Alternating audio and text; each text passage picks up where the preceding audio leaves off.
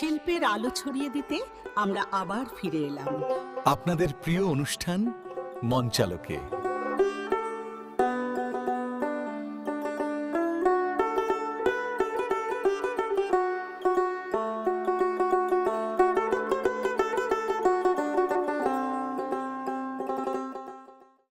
সুপ্রিয় সুধী, মঞ্চালোকের পক্ষ থেকে শুভেচ্ছা ও অভিনন্দন। আমরা কথা বলবো থিয়েটারের একাল সেকাল নিয়ে।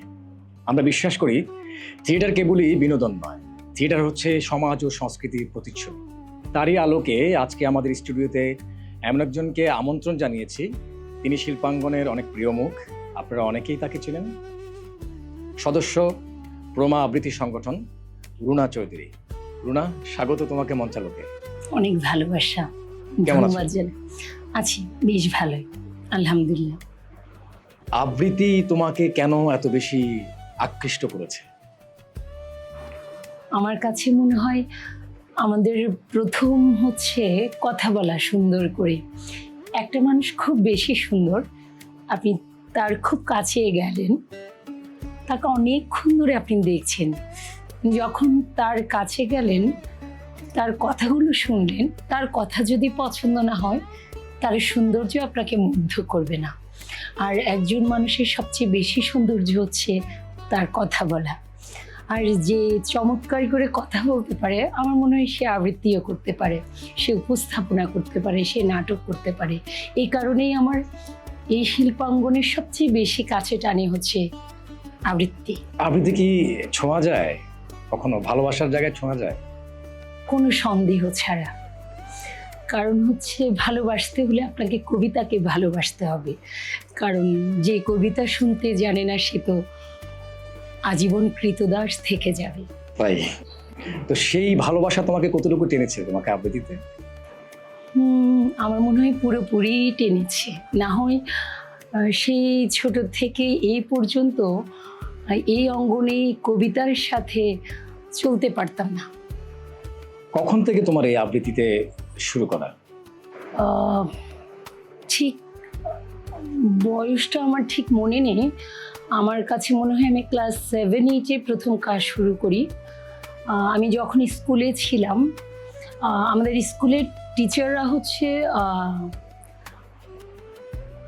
বাৎসরিক একটা অনুষ্ঠান হতো। তো আমার পরিবার হচ্ছে আসলে আমার মা বলেন, আমার বাবা সবাই 5 ওয়াক্ত নামাজি পড়ে।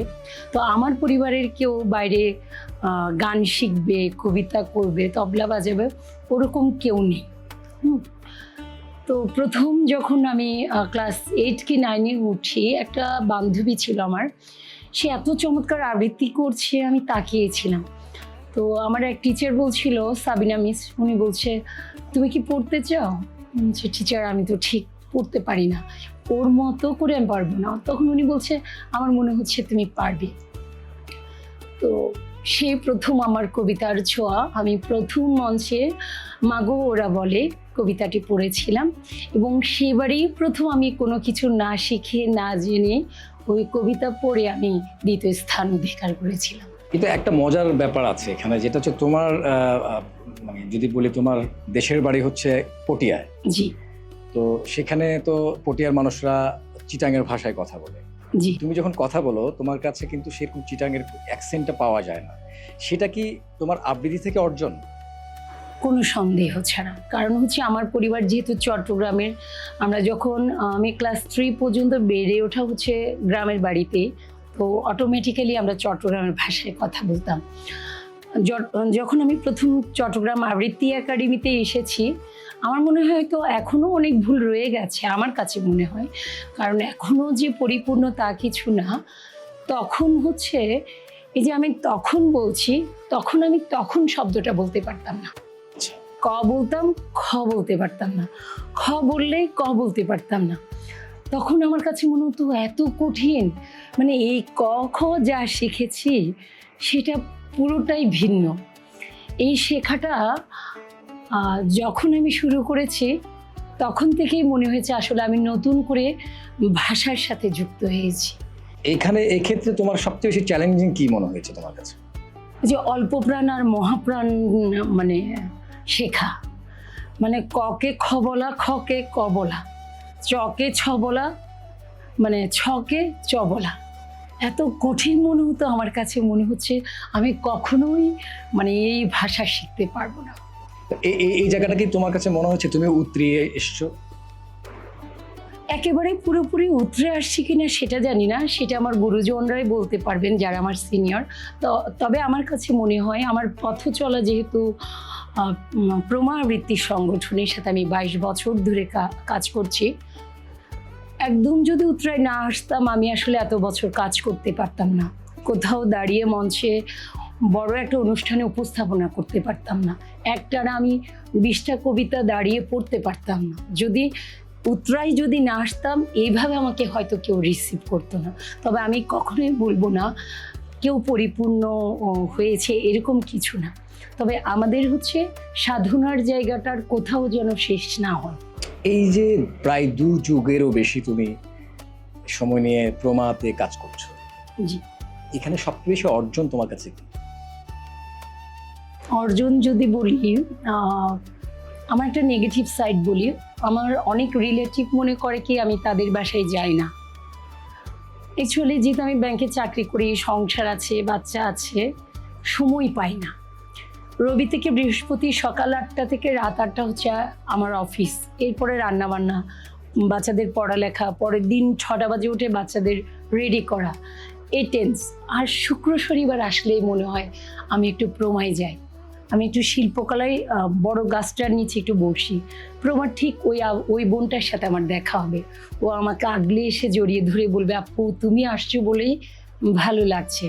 এই যে 15-20 জন ছেলে মেয়ে কোনো কথা ছাড়া, টেলিফোন ছাড়া, যোগাযোগ ছাড়া শুক্রবারে শিল্পকলায় এসে যে আনন্দিত হয়, ভালোবাসে, আপু তোমাকে মিস করেছি, গত শুক্রবার তুমি কেন আসোনি, গত রিহার্সালে কেন তোমাকে দেখিনি, এই যে ভালোবাসাটা, তারা তো আমার রক্তের সম্পর্ক না, আমার বোন না, ভাই না, আমার কলিগ না, তাদের সাথে আমার এই যে হৃদ্যতা, এই যে ভালোবাসা, এটা আমার জন্য বিরাট প্রাপ্তি। আমার কিছু কিছু ছোট বোন আছে প্রমার, ওরা প্রায়ই দেশের বাইরে চলে গেছে তাদের ওন ক্যারিয়ারের জন্য। এখনো একদম 1 সপ্তাহ না গেলেও জিজ্ঞেস করা, আপু তুমি ভালো আছো, তোমাকে মিস করি। এই সাংসারিক যে দায়িত্ব তোমার, মানে তুমি যেটা একটু আগে বললে, এবং তোমার সামাজিক যে দায়িত্ব, দুটোর মধ্যে তুমি কিভাবে ব্যালেন্স করো? আসলে একটাকে ছেড়ে আরেকটাকে কখনোই চলা ঠিক না, চলা উচিত না। আমাদের জীবনটা এমন, আমি যদি সংসারের কথা বলি, আমি আমার হাজব্যান্ডের মা, আমার শাশুড়ি মা, আমার মাকে, আমার বাবাকে আমি ছেড়ে আসতে পারবো না। আবার হচ্ছে আমার সন্তানও ছেড়ে দিতে পারবো না, আমার কবিতাও ছাড়তে পারবো না, আমার চাকরিও ছাড়তে পারবো না। তাহলে আমাকে ব্যালেন্স করতে হলে আমাকে একটা ছেড়ে একটা ভালোবাসতে হবে। কেমন? যেদিন আমার অনুষ্ঠান থাকে সেদিন হচ্ছে আমি আমার শাশুড়িকে, আমার মাকে বলি, মা আজকে আমার এই অনুষ্ঠানটা আছে, আমি এই কাজগুলো সকালে করে নিই। বা আমার তো বাবা নেই, আমার শ্বশুরেই আমার বাবা।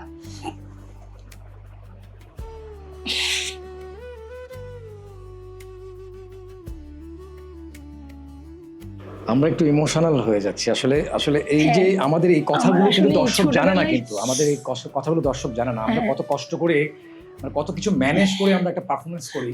আমার আসলে ক্লাস 2-তে বাবাকে হারিয়েছি, আমার মাই হচ্ছে আমাদের শক্তি। আমার মা,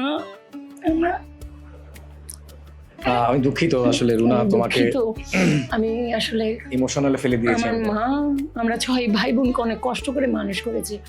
আমি এখনো আত্মতৃপ্তিতে, মানে যখন বাবা দিবস আসে তখন আমার কাছে খুব খারাপ লাগে, আমার তো বাবা নেই, বাবার সাথে আমার কাঁধে কোলে নিয়ে একটা ছবি নেই, এই যে কষ্টটা আমার অনেক খারাপ লাগে।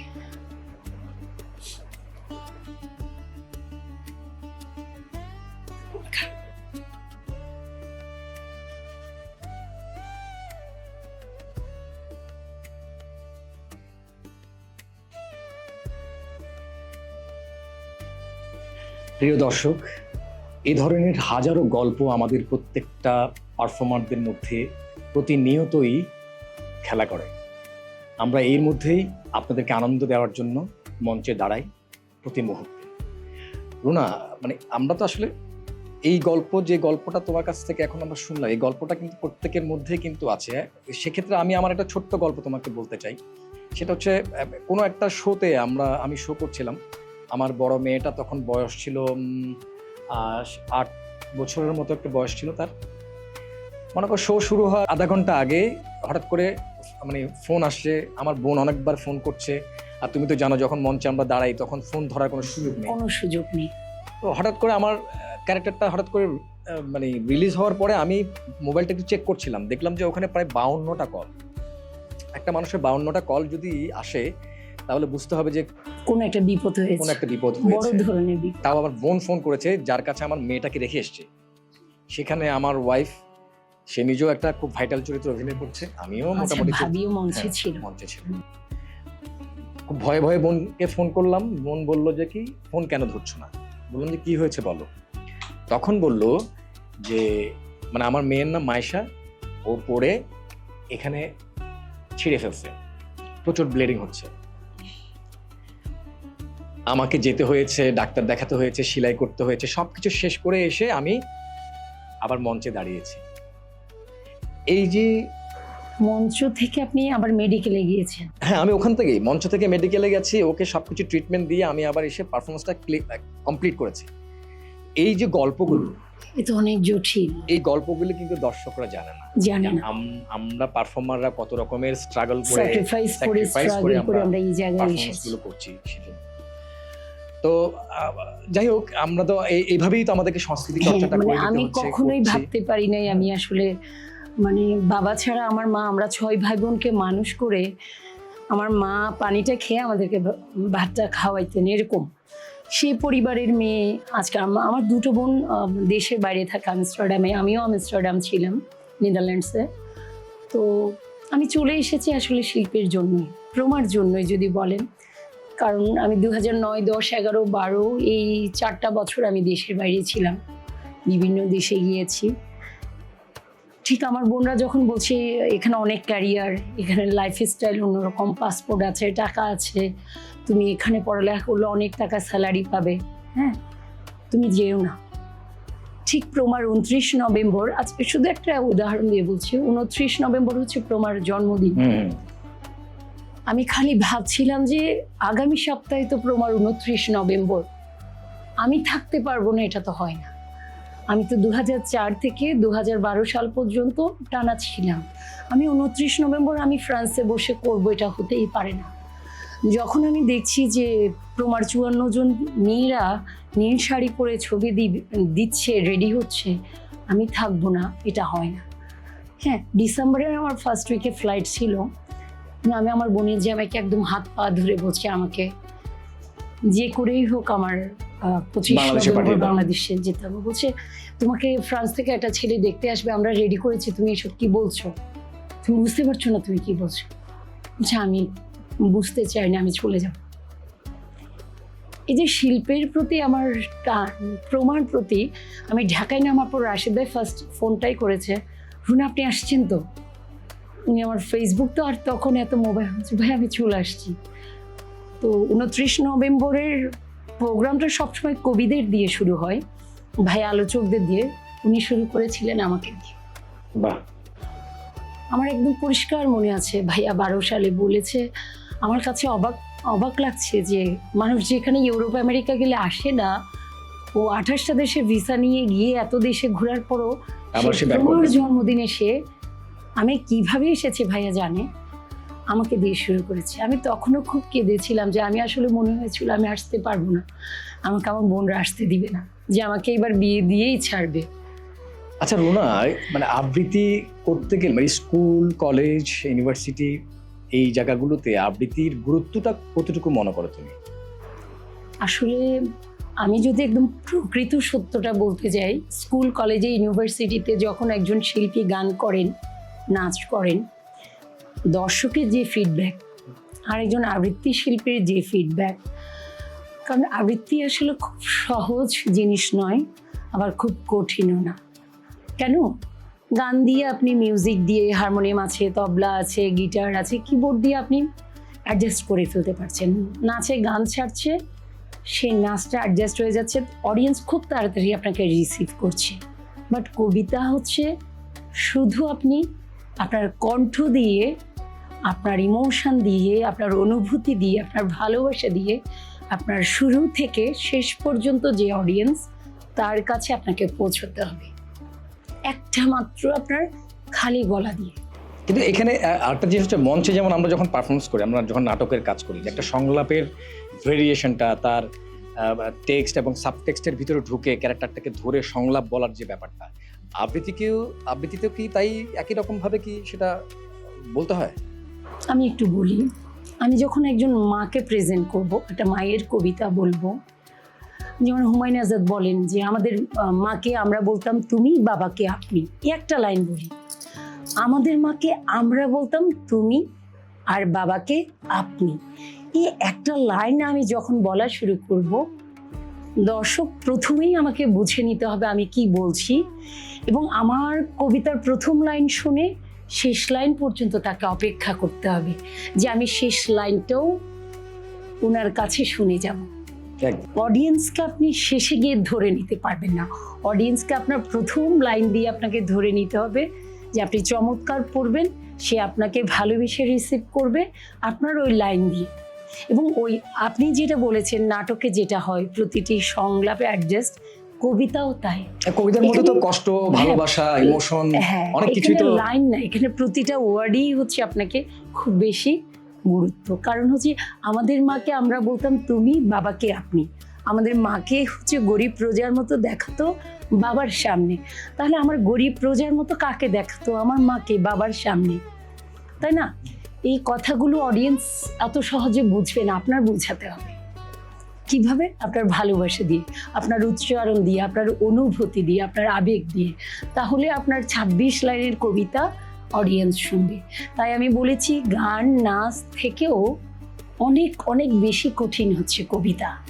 কবিতা হচ্ছে আপনার কণ্ঠ, আপনার ভালোবাসা দিয়ে আপনার অডিয়েন্সের খুব কাছে আপনাকে চলে যেতে হবে, যেখানে কোনো বাদ্যযন্ত্র থাকতেও পারে, আবার নাও থাকতে পারে, এবং আমাকে মেন্টালি প্রিপেয়ার থাকতে হবে। Each and everywhere there is no instrument. আপনার ভয়েসই হলো আপনার ইনস্ট্রুমেন্ট, আপনার ইমোশনস ইজ ইউর ইনস্ট্রুমেন্ট। আমার পাশে কিবোর্ড আছে কিনা, তবলা আছে কিনা, আমি একদম মাথায় এইসব নিব না। এখনকার জেনারেশনের জন্য এটার গুরুত্ব কতটুকু বলে মনে করো তুমি? এখনকার জেনারেশনকে আমি নেগেটিভ বলবো না, এটা ওদের দোষ না, আমাদের দোষ। আমি যেটা দেখেছি, কর্মশালাতে যারা এখন কবিতা শিখতে আসে তারা একটা উদ্দেশ্য নিয়ে আসে, কারণ তারা দেখে যে ফারজানা করিম নিউজ পড়ছে, হ্যাঁ, আরেকজন নিউজ পড়ছে, উপস্থাপনা করছে, ও খুব তাড়াতাড়ি স্টার হয়ে গেছে কিনা, আমি কি করে তাড়াতাড়ি স্টার হয়ে আমি টেলিভিশনের সামনে চলে যাব? আমি 4 মাসের কর্মশালা করলাম, ওখানে কি আসলে আমি 10টা কবিতা শিখতে পেরেছি সর্বোচ্চ? কিছু উচ্চারণের সূত্র শিখতে পেরেছি, আর কিছু সুন্দর সুন্দর কথা শুনেছি। এগুলো দিয়েই আমি যদি 5টা কবিতা টেলিভিশনের সামনে পড়ে ফেলতে পারি, স্টেজে চলে যাই, আমি কখন সলো পড়বো, আমি কখন এই যে 1 মাস কর্মশালা করে যদি আমি কালকে স্টেজে ফেস দেখাতে পারি, তাহলে আমি সেরা। আর আমাদের ক্ষেত্রে যদি বলি, আমরা 10 বছর প্রমায় এসেছি, কখন আমাদেরকে টেলিফোন করেনি, মেসেজ দেয়নি, ইন্টারনেট নাই। রাশিদ ভাই বলেছে তো কালকে আগামী মঙ্গলবারে আপনি 7টায় রিহার্সালে থাকবেন। আমরা বৃন্দের একটা স্ক্রিপ্টের একটা লাইনের জন্য আমি 11 বছর ধৈর্য ধরেছি। মানে ধরেন 10টা স্ক্রিপ্ট করেছি 11 বছরে, একটা স্ক্রিপ্ট আমি 20 বার করেছি। ওখানকার মাঝখানের একটা লাইনের জন্য আমাকে 11 বছর ধৈর্য ধরতে হয়েছে। আর এখনকার যারা আসছে তারা ভাবছে কি আমি এসেছি, আমি 5টা কবিতা মুখস্থ করেছি, আমাকে তো কালকে স্টেজে দিতেই হবে, আর কালকে চট্টগ্রাম টেলিভিশনে, বাংলাদেশ টেলিভিশনে আমি কবিতা পড়বো, খ্যাতির জন্য 5টা কবিতা, তাদের জন্য খ্যাতি। আমি 10টা কবিতা চয়েস করে নিলাম, কোনগুলো ফেমাস ওগুলো পড়ে যাব, ওখানে যা হওয়ার তা হবে। আর আমাদের সময় হয়েছে কি, মানে আমরা খুব ভয় পেতাম আমার সিনিয়র কি বলছে, তার একটা লাইন স্ক্রিপ্টের, আমি 10 বছর পরে উনি যদি না আসে আমি ওই লাইনটা কবে পাবো?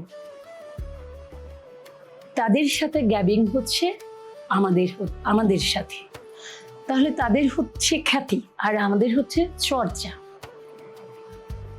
আমারও এখনো চর্চাটাকে আমরা বেশি প্রাধান্য দিব, কারণ কোনো সন্দেহ নেই, চর্চা থেকেই তো তুমি খ্যাতির জায়গাটাই পৌঁছে যাবে। হ্যাঁ, আমি চর্চা না করলে আসলে আমি বড় বড় কথা বলে কোনো লাভ নেই। নাটকে যারা আসে তাদের জন্য কি আসলেই আবৃত্তিটা খুব বেশি প্রয়োজন বলে মনে করো? একদম খুব কড়াভাবে যদি বলি, যেখানেই যাব আমার উচ্চারণ শুদ্ধ হতে হবে, সেটা কবিতা কি নাটক কি গানে। আমি একটা গান গাইলাম, আমার সোনার বাংলা আমি তোমায় ভালোবাসি, আমার জাতীয় সঙ্গীত, আমি দাঁড়িয়ে বলছি, কিন্তু আমার সোনার বাংলা পর্যন্ত ঠিক আছে। আমি যদি ভালোবাসিকে মানে ভালোবাসি আসি, তাহলে তো আমার গান শেষ। আমি নাটকের একটা ডায়লগে বলছি, তুমি আমার সব, তোমাকে ছাড়া আমি বাঁচবো না। এই বাঁচবো না শব্দতে গিয়ে যদি আমি বাঁচবো না বলি, তাহলে তো আমার নাটক শেষ। মানে কিছু কিছু জায়গায় এই শব্দগুলোর খুবই প্রয়োজনীয়তা আছে। কিছু না, আমি বলবো পুরোপুরি জায়গায় আপনার যেখানে যান, কোনো সন্দেহ ছাড়া আপনাকে উচ্চারণ শুধুমাত্র আঞ্চলিকতা ছাড়া। আঞ্চলিকতা তো থাকতেই পারবে না। আঞ্চলিকতা বলছি, আঞ্চলিকতার কোনো নাটক যদি থাকে সেটা ছাড়া। হ্যাঁ, সেটা ছাড়া এখন আমি চট্টগ্রামের একটা নাটক করছি, হ্যাঁ, চট্টগ্রামের ভাষায় গান করছি, তখন তো আমার ওই ভাষাই আমার জন্য প্রধান। হ্যাঁ, কিন্তু আবৃত্তি, উচ্চারণ এগুলো একে অপরের সাথে ওতপ্রোতভাবে জড়িত। তো এটা মনে করো যে আমি যদি একটা সংলাপ যদি তোমাকে বলি, যে চিটাগাংয়ের ভাষায় যদি বলে যে আমি তোমাকে ভালোবাসি, হ্যাঁ জি, এটার উচ্চারণটা কেমন হবে? চট্টগ্রাম ভাষায় আমি তোরে ভালোবাসি। আচ্ছা, আমিও তোমারে ভালোবাসি। আমরা আসলে অনেক দৈন্য যে আরে অনেক ভালোবাসি। আমরা অনেকটা মানে শেষ পর্যায়ে চলে এসেছি আমরা। রুনা, তোমার সাথে তো আসলে আড্ডা দিলে আমাদের সে আড্ডা শেষ হবে না। আমিও চাই না শেষ হোক। আমরা চাই না যে শেষ হোক। আমরা আবারও হয়তোবা কোনো একটা আয়োজনে তোমার সাথে আড্ডা দিব। অপেক্ষায় থাকবো। তোমার আবৃত্তি আমার বেশ ভালো লাগে, তো আজকে তোমাকে সেই জায়গা থেকে ছাড়ছি না, যদি আমাদেরকে একটা আবৃত্তি শোনাও। আমি বরাবরই হচ্ছি প্রেমিকা, আমার প্রেম করতে ভালো লাগে, ভালোবাসতেও ভালো লাগে। কারণ হচ্ছে আমি নিজেও ভাবি যে ভালোবাসা ছাড়া আসলে পৃথিবীতে কিছু নেই, কোনো সবকিছু শূন্য। একদম, টাকা, বাড়ি, গাড়ি সব শূন্য, কারণ সবকিছুর মাঝে হচ্ছে ভালোবাসাই সবচেয়ে শক্তিধর। আজকে কি আমাদেরকে ভালোবাসার কবিতা শোনাবা? কোনো সন্দেহ ছাড়া। আমি এত যুদ্ধ চাই না, আমি শান্তি চাই। একদম সেই হবে, শান্তি চাই, ভালোবাসতে চাই। তুমি আমার মনের কথা জেনে ফেলেছ, ওইখানেই তোমার জিত।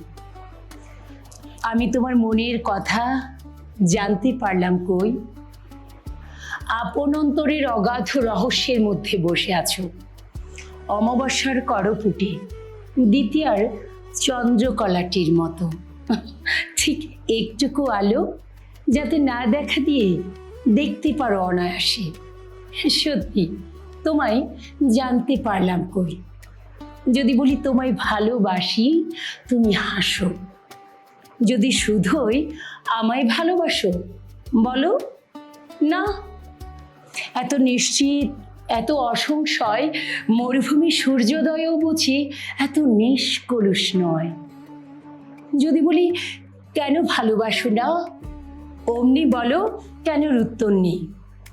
এতদিন ওই প্রশ্নটির উত্তর পেলাম না। ছোট্ট একটি প্রশ্নের কি মহতি সম্ভাবনা। কেবলই শুধুই কেন কেন কেন, কেবলই উত্তর পাই কেনর আবার উত্তর কি? ওই উত্তরহীন উত্তর দেবার সময় কখনো চোখ তুলে চাওনি। হঠাৎ একদিন চোখে চোখে গেল ঠেকে, প্রত্যাশিত উত্তর গেল বেঁধে। শুধু বললে তুমি না কবি, বললে কবিরা নাকি অন্তর্যামী হয়। না গো না, না গো না, তবে আমিও বলি আমি কবি নই, আমি শিল্পী নই, আমি অন্তর্যামী নই। আমি মনের কথাকে দেখতে চাই তোমার বসনে, তোমার ভূষণে, তোমার নয়নে, তোমার অধরে, তোমার শিথির সীমান্ত থেকে পায়ের নখাগ্র অবধি সূর্যকিরণে কচি নারিকেল গুচ্ছ যেমন চোখ ঝলসিয়ে দিতে থাকে তেমনি তেমনি প্রসারিত পদ্মপত্রের মসৃণ নীলিমায় সেই কথাটি টলমল করিয়েছ। তোমার অন্তরের শক্তি মিশ্রিত একটি মাত্র মুক্তোর মতো। বলো বলো বলো, ভালোবাসি ভালোবাসি ভালোবাসি। বাহ, হাসির মঞ্চ থেকে একজন মানুষের মুক্তি, ভালোবাসার মুক্তি, চমৎকার চমৎকার। এই মঞ্চালোকে আসার অনুভূতিটা তোমার কাছ থেকে একটু জানতে চাই। আসলে আমরা এত চমৎকার আড্ডা যে আপনি শেষ করে দিবেন সেটাই আমার ভালো আমি লাগছে। চাইনি যে শেষ করতে, কিন্তু শেষ তো করতে হয়। বলে না, এই পথে যদি না শেষ হয় তবে কেমন হতো তুমি বলো তো। আমার কাছে আপনার কাছে না, তোমার কাছে প্রশ্ন হলো যে এই মঞ্চালোকের আড্ডা যদি শেষ না হতো তাহলে কেমন হতো। একদম শেষ হবে না, কিন্তু আজকের জন্য শেষ করতে চাই। হ্যাঁ, আমি আবার বারবার এই মঞ্চালোকে ফিরে আসতে চাই। দর্শকদের জন্য একটা খুব মজার ইনফরমেশন দিই, সেটা হচ্ছে আমার হাজব্যান্ডের নাম, আমার প্রিয় ব্যক্তির নাম হচ্ছে সাইফুল। আর আমার আজকে উপস্থাপক যিনি আছেন এইখানে আমার সাথে খুব ম্যাচিং করা, কালো পাঞ্জাবি পরা, হ্যাঁ, তিনিও সাইফুল। মানে ম্যাচিংটা অন্যরকম। ভালোবাসা মানে ত্রিভুজ হয়ে যাচ্ছে কিনা ঠিক বুঝতে পারছি না। ভাবি যেন এই লাইনটা না শুনে, না না থাকলেও সমস্যা নেই। ভাবি কিন্তু অসাধারণ একজন ব্যক্তি। আমি একদম 18 বছর বয়স থেকে ওনাকে দেখেছি। উনি তো বেশ সুন্দরী, আমি এখনো মুগ্ধ। আজকে ওনার হাতে খাবার খেয়েছি, আরো বেশি মুগ্ধ হলাম। আসলে অশেষ ভালোবাসা জানাই, কৃতজ্ঞতা জানাই। এবং আমি বলতে চাই, আসলে একজন মানুষকে সুস্থ থাকতে হলে শিল্পের সাথে থাকতে হবে, কারণ শিল্পই আমাদের মুক্তি। তার মানে এই না যে আমরা আমাদের ধর্ম ছেড়ে কাজ করব, তা না। আমরা ধর্মের জায়গায় সেটা আমাদের চালিয়ে যেতে হবে, সেটা বাধ্যতামূলক। তারও থেকে হচ্ছে মনকে সুস্থ রাখতে হলে আপনার শিল্পের সাথে কাজ করতে হবে, বইয়ের সাথে থাকতে হবে, ভালো গান শুনতে হবে, ভালো কবিতা শুনতে হবে, এবং মা ভাই বোন সবাইকে ভালোবাসার সাথে ভালোবাসতে হবে, মানুষের সাথেই থাকতে হবে। তোমার কাছে অনেক কৃতজ্ঞ, অনেক অনেক অবিরাম ভালোবাসা তোমার জন্য। প্রিয় দর্শক, এতক্ষণ রুদ্ধদ্বার আমরা আলোচনা করলাম, আড্ডা দিলাম, গল্প করলাম, রুনা সম্বন্ধে জানলাম, রুনা আমার সম্বন্ধে কিছু কিছু জেনেছে। প্রিয় দর্শক, এতক্ষণ আমাদের স্টুডিওতে আমাদের সাথে গল্প আড্ডায় ছিলেন রুনা চৌধুরী, সদস্য প্রমা আবৃত্তি সংগঠন।